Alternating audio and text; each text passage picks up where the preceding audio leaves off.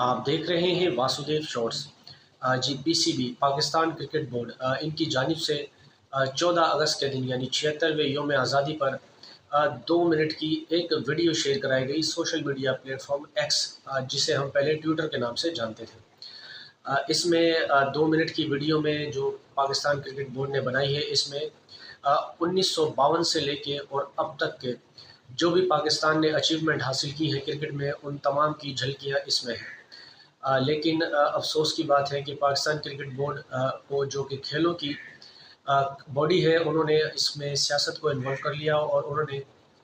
पाकिस्तान के साबिक़ वज़ीर-ए-आज़म इमरान खान,